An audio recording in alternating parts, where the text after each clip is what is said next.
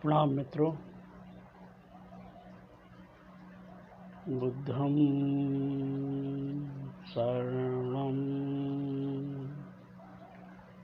गच्छामि,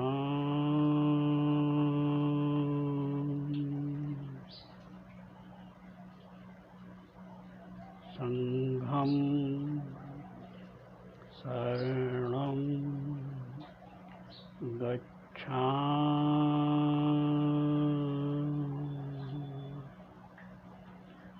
धम्मं शरणं गच्छामि।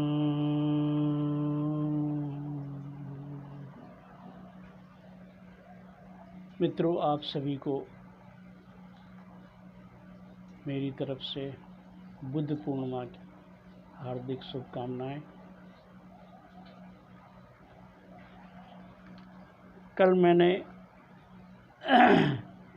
पिछले वीडियो में आपसे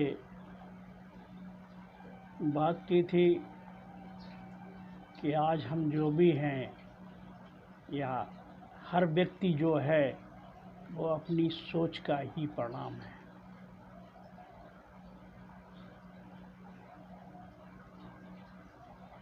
जैसी मेरी सोच होती है वैसे ही मेरे कर्म बनते हैं और उसी तरह से मेरा भविष्य निर्माण होता है, भविष्य की तरफ गति होती है। तो आप कह सकते हैं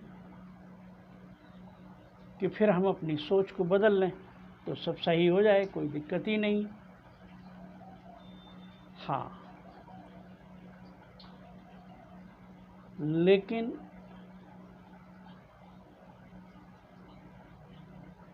इस सोच को बदलने में बड़ी दिक्कत है। दिक्कतें ये हैं कि हम ज़्यादातर लोग सोए हुए जी रहे हैं, मूर्छित जी रहे हैं। मूर्छा किस चीज़ की? नशे में जी रहे हैं। नशा किस चीज़ का? नशा है हमारे अहंकार का, हमारे मैं का। उस नशे के कारण से हम मूर्छित जीते हैं और अपने को जान ही नहीं पाते हैं, अपने विचारों को भी नहीं जान पाते हैं, अपनी सोच को भी नहीं जान पाते हैं। जब हम अपनी सोच को जान ही नहीं पा रहे हैं तो उनमें परिवर्तन तो बहुत दूर की बात हो गई। परिवर्तन कैसे करेंगे जब हम अभी हमारी सोच क्या है यही हमें पता नहीं है? तो परिवर्तन तो दूर है। और रही बात, आपकी सोच को बदलने का काम सारा जगत कर रहा है। ये जितने भी टीवी चैनल आप देख रहे हैं, जितने भी धार्मिक चैनल हों चाहे दूसरे चैनल हों, वो सबके सब आपके दिमाग में बहुत कुछ ठूंस रहे हैं आपकी सोच को बदलने के लिए ही।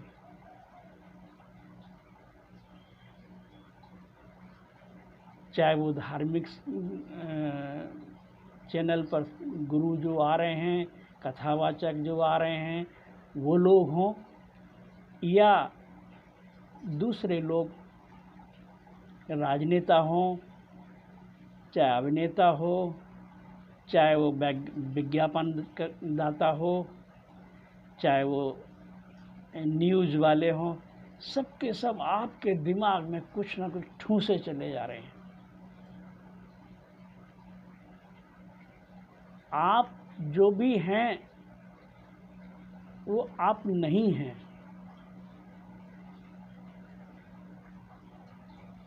आप पता लगा कि आप एक एडवर्टाइजमेंट आ रहा है,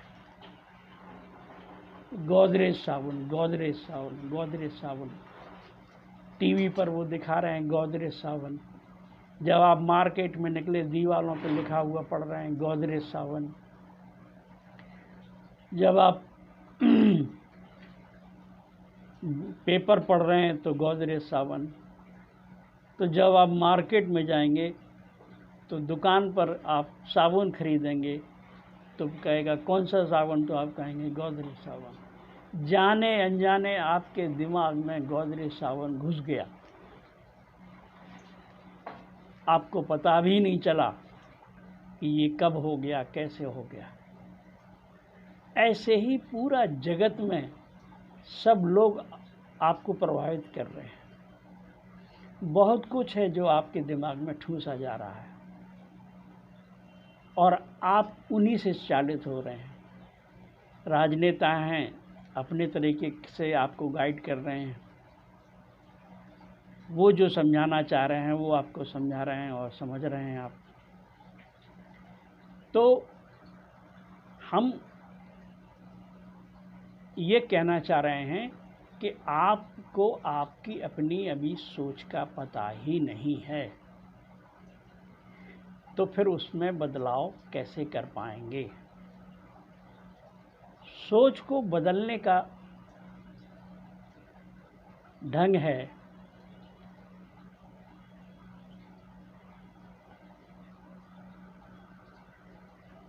ओशो ने आज के युग के लिए बहुत सारी ध्यान की विधियां दी हैं। उनके माध्यम से आप इसको बदल सकते हैं। अब आपको हम एक चीज़ बताना चाह रहे हैं कि बदलाव क्यों नहीं होता है। आप देख रहे हैं सैकड़ों वर्षों से आपको कथा सुनाई जा रही है, भागवत सुनाई जा रही है, आपको कहानियाँ सुनाई जा रही हैं, स्कूलों में पढ़ाया जा रहा है, सब जगह समझाया जा रहा है। माँ बाप भी अच्छा समझाने की कोशिश करते हैं कि अच्छे बनो, नेक इंसान बनो। स्कूल में भी बताया जाता है, धर्मगुरु भी सिखाते हैं। फिर भी आदमी नेक न बन के नीचे गिरता चला जा रहा है, उसका पतन होता चला जा रहा है। वो ना अपने उसको क्रोध पर नियंत्रण है, ना उसको अपनी इच्छाओं पर नियंत्रण है, ना उसके अपने शरीर पर नियंत्रण है। उसका पहले हाथ उठ जाता है, चल जाता है, उसके बाद फिर उसे याद आता है कि ये मैंने क्या कर दिया, बाद में पछताता है। तो ये हो रहा है क्योंकि आप बेहोश हैं, आपको होश नहीं है, आप मूर्छित हैं, आप अहंकार की मूर्छा में जी रहे हैं। उसके कारण से ये सब हो रहा है। इसलिए ये जितने कथावाचक हैं सुनाएंगे आपको, आप कहेंगे बहुत अच्छा प्रवचन था, बड़ा अच्छा बोला उन्होंने, गुरुजी ने, और जैसे ही आप उधर से सुन के आए और आपका सब डिलीट हो जाता है। उसकी वजह सीधी सी मान लीजिए आपके एक गिलास है, वो गिलास में चाय या पानी जो भी भरा है वो लबालब भरा हुआ है। उसमें हम कुछ भी डालें, अमृत भी डालें तो भी वो बाहर निकल आएगा, जहर भी डालें तो भी बाहर, चूँकि पहले से ही लबालब इतना भरा हुआ है। तो जब वो पहले से ही भरा है तो उसमें और कुछ भी डालें वो बाहर ही आ जाना है। तो ओशो ने ध्यान की विधियों के द्वारा आपके बर्तन को खाली करने का सिस्टम बनाया है कि कैसे आपके बर्तन को खाली करें। इसको आज के युग में अगर आप सोचें तो बहुत अच्छा होगा कि हम आपको कंप्यूटर या मोबाइल का उदाहरण दें। जब आप मोबाइल खरीदते हैं या कंप्यूटर खरीदते हैं तो वो एकदम खाली होता है, उसके ऊपर कुछ नहीं होता है।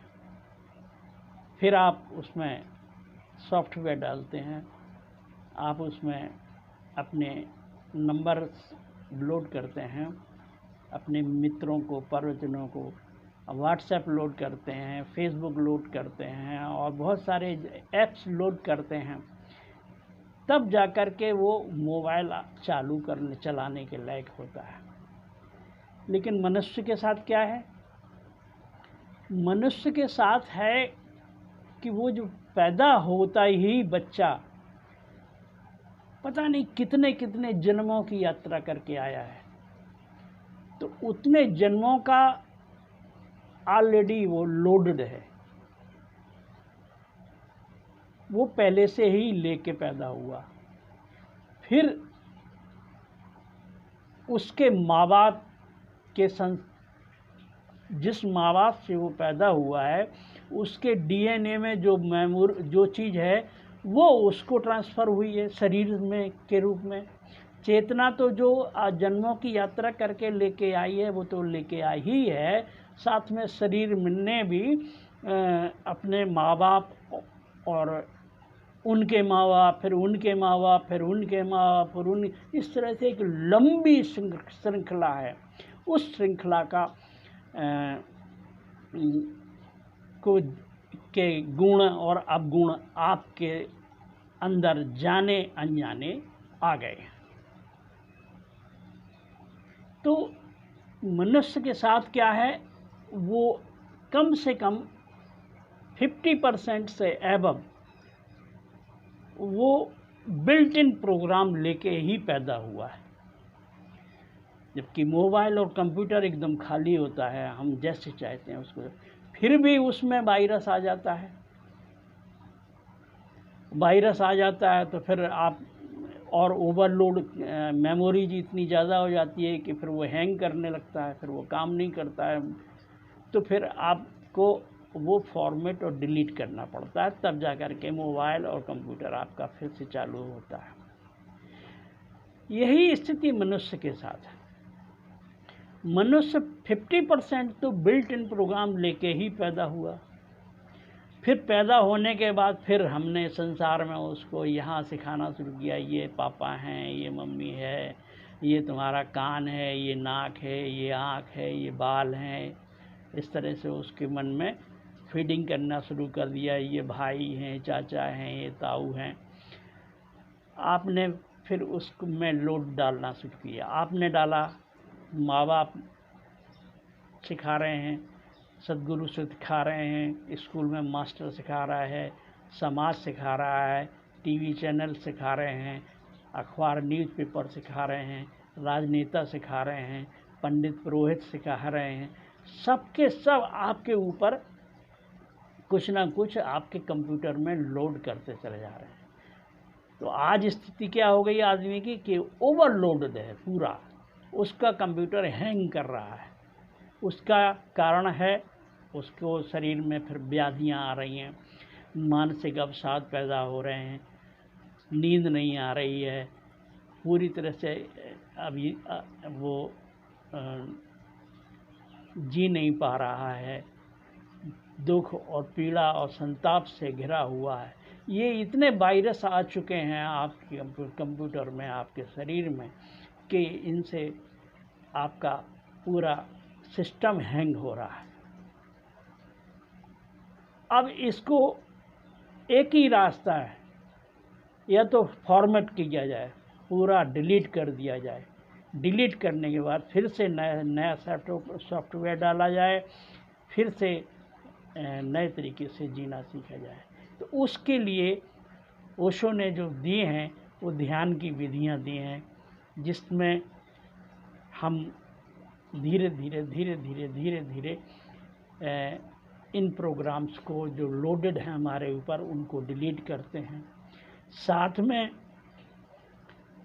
इस डिलीट के साथ साथ एक दूसरी प्रक्रिया हमको करनी पड़ती है कि बाहर का जो, एक तो हम अपने अंदर की सफाई करें, और फिर जो बाहर की जो गंदगी हमको आ रही है उसको आने से रोकें।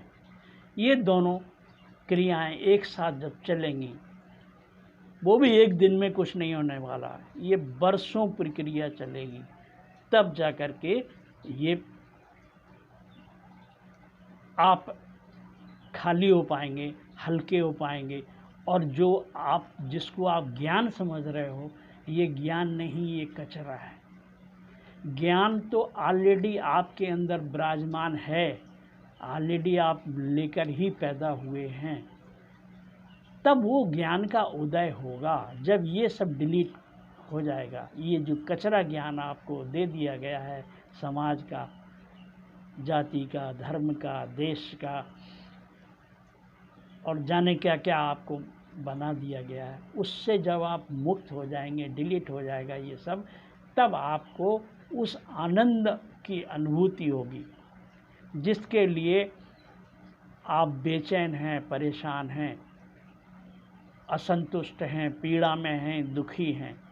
उससे आप मुक्त हो पाएंगे। वीडियो लंबा हो रहा है, इसलिए आज इतनी ही बात करूँगा। आगे फिर आपसे दूसरे वीडियो में बात करेंगे। तब तक के लिए आपके अंदर बैठे परमात्मा को मेरे प्रणाम स्वीकार करें। हरि ओम तत्सत।